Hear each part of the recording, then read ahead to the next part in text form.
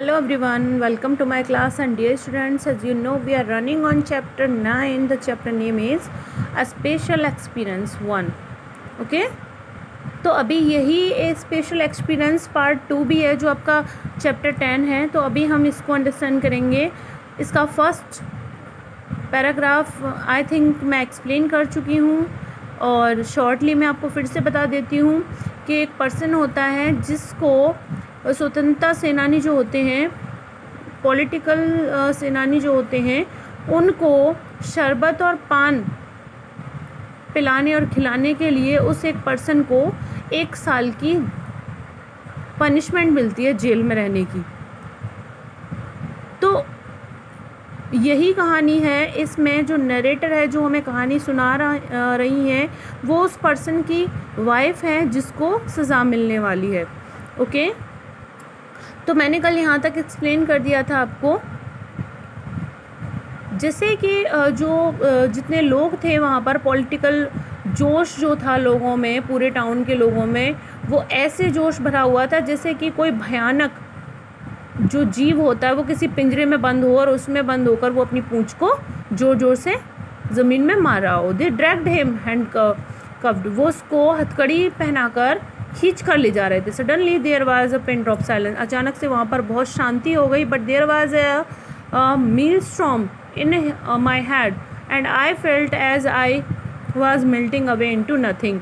और मेरे जो दिमाग था उसमें एक बहुत ज़ोरदार बवंडर उठने लगा, यानी कि बहुत ज़ोर से एक तूफ़ान उठने लगा और ऐसा लग रहा था कि मैं पिघल जाऊंगी और मेरे अंदर अब कुछ भी नहीं बचा है, यानी कि मेरा अस्तित्व ख़त्म हो चुका है. ये नरेटर कह रही है क्योंकि उनके हस्बैंड को जेल में ले जाया जा रहा है. Turbulent waves of sensation swept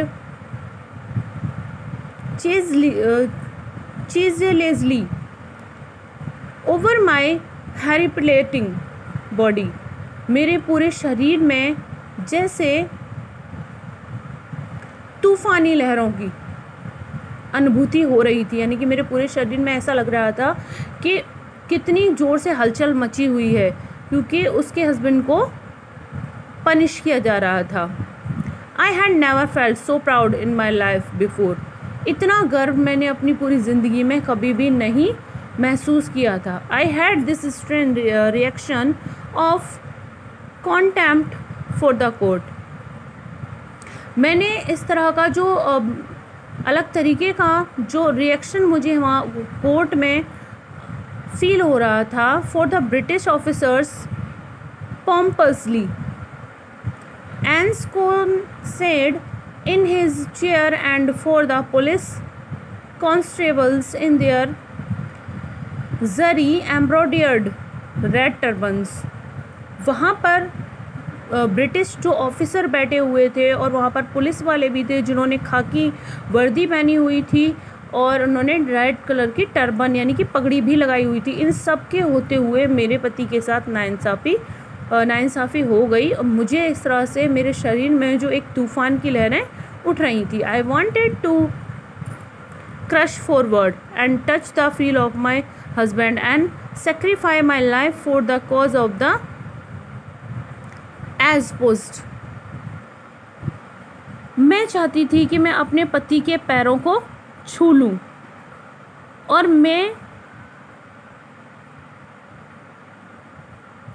अपनी पति के पैरों को छूं और अपनी जो लाइफ है मेरी उसका बलिदान कर दूं. ही वाज ए काम, वो बिल्कुल शांत खड़े हुए थे, कॉन्फिडेंट थे, रेडिएंट थे, रिसोल्यूट थे.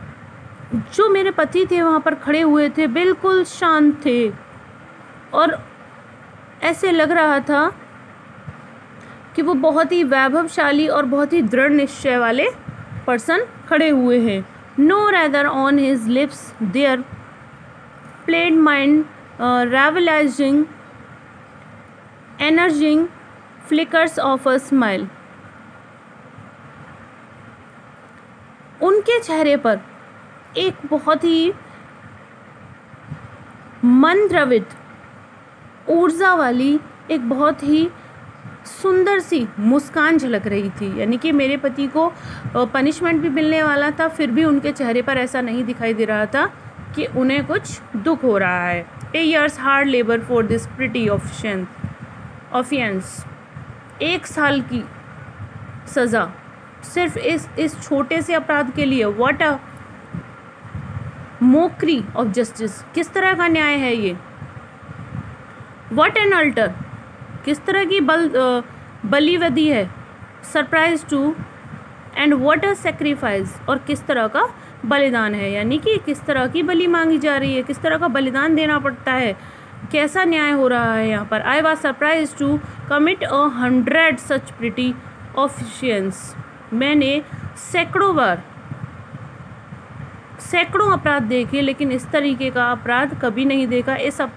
इस तरह के न्याय को देखकर मैं बहुत ज़्यादा सरप्राइज हूँ, अचंभित हूँ। Thank you.